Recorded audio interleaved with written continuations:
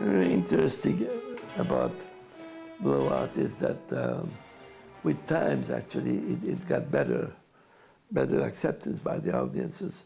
You know, many times it happens with movies that when it's done, people don't see it as a revolutionary movie or something like that. You know but certain movies have this quality that by times, you know, it gets better like wine, you know, when you know, after 10 years, 20 years, some of the wines are becoming, you know, great. And this movie is becoming probably much more accepted today.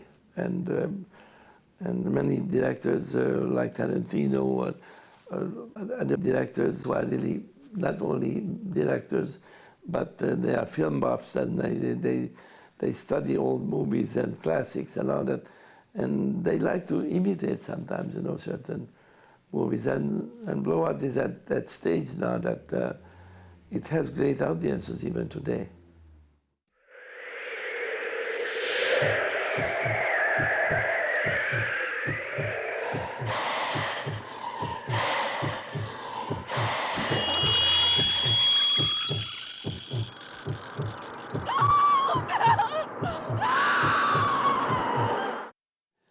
Brian De Palma is a great director because he has great ideas, and the way he stages scenes, you know, it's really amazing that the camera is either moving all the time, and it's always a challenge, you know, the way he tells the story. He loves to see movies. I mean, he studies them, and he is great with the technique to how to tell a story brilliantly. And cinematographers like to work with visual directors because I think making movies that's it, you know, it has to be visual. I'm not interested, you know, to make more movies where the dialogue is the important element, you know. Yes, dialogue is necessary because people talk actually in real life, but they don't have to talk that much, you know. And I basically love very much the silent films, you know, because there the only way to tell the story was through visuals. And, you know, the good directors try to do that. My very first film with Brian De Palma was Obsession, which brought us together, you know, and I love that movie. I love the screenplay. And I think it was probably at that time, you know, Brian De Palma's best movie. Good actors, nice locations. Florence, my favorite in Italy, you know, and they're shooting in New Orleans, also a great location. And then it was a little time lapse, you know. After Obsession, I did some big movies, you know. One of them was Spielberg's movie, Close Encounters of a Third Kind. And then with Michael Cimino, 2 movies, Deer Hunter, Heaven's Gate. And then Brian De Palma came back to me and said that he was doing this movie, Blowout. Are you available? And then I made myself available. Basically, I was very lucky I was able to do that movie. We had fun, actually, when we were doing Blowout. Actually, we had a great crew, a bunch of actors, you know. Even Brian, actually, who is a person who doesn't really like to be very open to people. But even Brian had a good time, actually, on Blowout. Brian De Palma is a very meticulous movie maker. You know, he followed in the footsteps of Hitchcock, basically. You know, he loved Hitchcock movies, and many times he was even imitating, you know, his movies.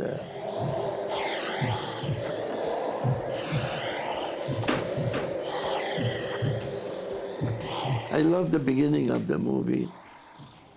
We had actually Garrett Brown, the inventor of the Steadicam.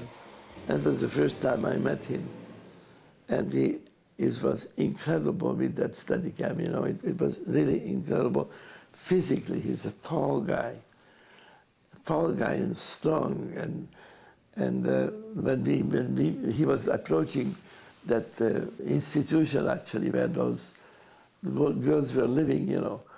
And when he started to go up on the hill, nobody could follow him.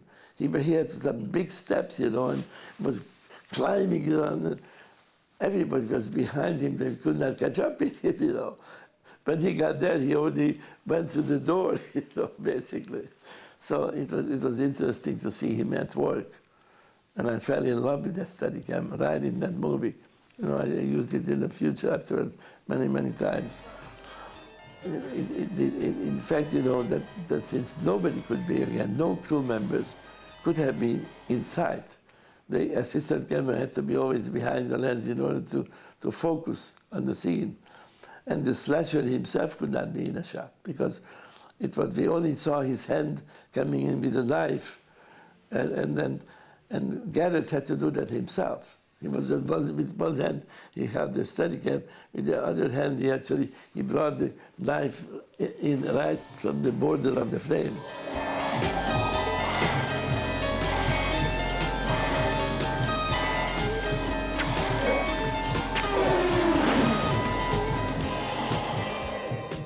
Palma liked storyboard things. In those days, he wanted to make storyboards on the whole movie. He was basically drawing like stick figures, you know, just his sketches really are based on, it's like a shot list, so to speak.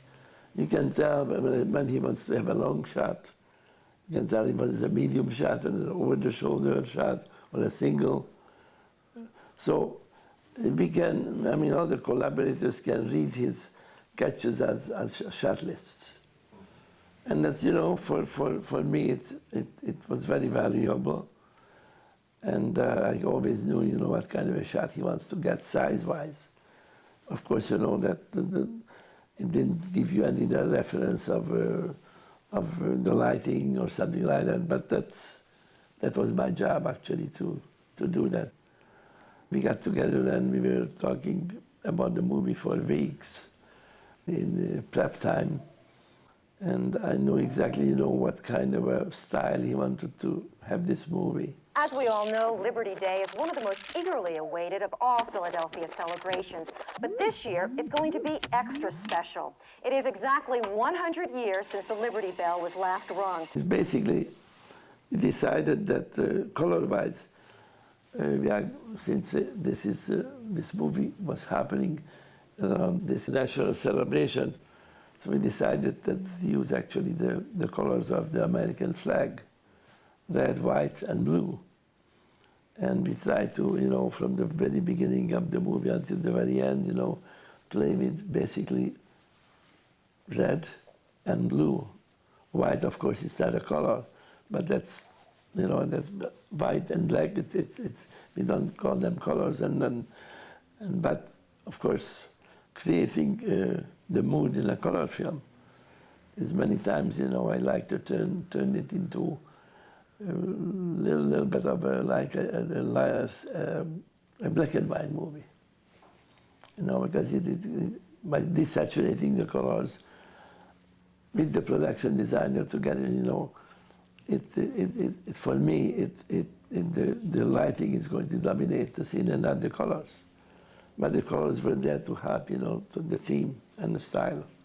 You know, in the early days in my career, I found out actually to desaturate the colors with a flashing technique. I was flashing the negative, which means actually that it will have a certain desaturation happening to the colors. And then you can actually, with lighting, you can maybe, you know, have the feeling of a black and white movie with colors. First time I used the flashing on McCabe and Mrs. Miller, and then even a 5% difference in the flashing will give you a different look. Flashing is done in the lab on a negative, and they used to do that before you expose on it.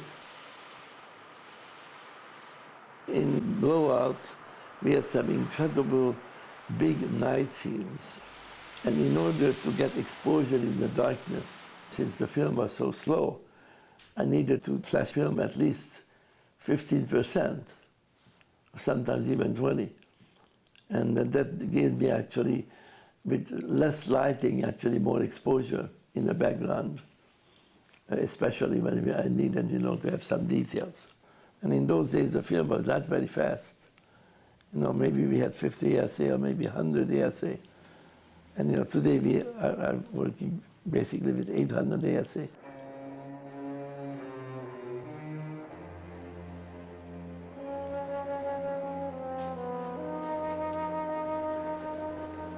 Brian De Palma loves to use the split diopter because he is basically likes to have focus in the foreground, focus in the mid-range, focus in the background. And he actually uses almost in all his movies the split diopter. And that way we can control the sharpness of the depth. Like somebody can be in the foreground, like we had an owl in the foreground, and we can also see the forest in the background. Or we had the big bridge, the Bisahikon bridge in the background, and a frog in the foreground. A small frog is in front of the lens, practically right next to the lens. And it was very funny, when we used to refer actually that shot is over the shoulder of the frog. So everything was in focus, and that was really fun to do that shot. But Brian loves to use that a lot of times, and I use it nowadays, many times. And even today we have a better way to do these shots actually with not a split line. There's no line in the split, but it gradually goes actually like a graduated filter. It gradually goes from the front of the lens until the distance on the other side of the frame, and everything is in focus. The sequence, when Travolta is analyzing basically the soundtrack with the images to find out, if there was a shot somewhere, a flare of a shot of a gun or something like that. So he actually cuts frames together, like we know that in film, we have 24 frames every second. So he's actually from a magazine which have a series of shots published, like it was in a movie, if you would be publishing, every single frame for I don't know how many seconds. So he cuts around actually certain areas and then plays it like you're projecting a film. He tries to basically do a sequence which is edited together. He makes us believe that this can be done, and of course in reality it would have never been able to do it. But the audience, they really are involved in the story, and they don't even think about if something is possible or not. It's possible if you can see it done, and that's it. I mean, that's all what the audience wants. It was a very interesting idea actually for doing this, because in a way, when we see Blowout, you never forget actually that this is also an homage actually for a movie which was called Blow Up, directed by Antonioni. And that was interesting then, by developing the pictures, and try to analyze those pictures, if there was a murderer somewhere behind the bushes or not. So this is added to the suspense for the movie tremendously.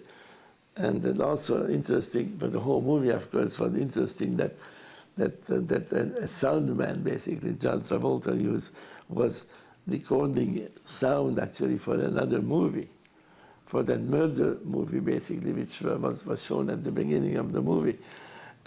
And just by analyzing the soundtrack, he wanted to find out if there was a gunshot or was not a gunshot. Great. So the analog was really terrific, and this almost looked like a crazy man who is so involved with this wants to find, the answer for this thing. And I always like, directors who can create a different world, of something, of an insane person, thinking, or try to do something,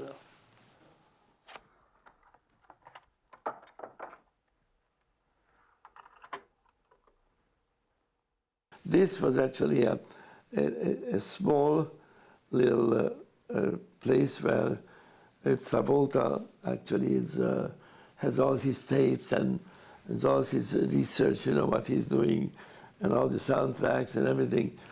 And when it's a total defeat, actually, to find out, that what really happened, in that accident sequence at the river. So we basically, in that case, we had to rotate the camera around. And we actually had a circular dolly track to do that. And we had to just push the dolly around, so many times. And that was a tricky shot because in those days we didn't have batteries which would fit the camera and then didn't have to drag cables around it. We had to be plugged in somewhere, and in order to rotate the camera 2 or 5 times around, we had to basically lay down cables 360 degrees 5 times, all around the circle. So it was very, very difficult to do. It's not only because of that, but nobody could have been actually in the set except the actor. And the dolly man was pushing the dolly around, and the assistant cameraman who that had that focus.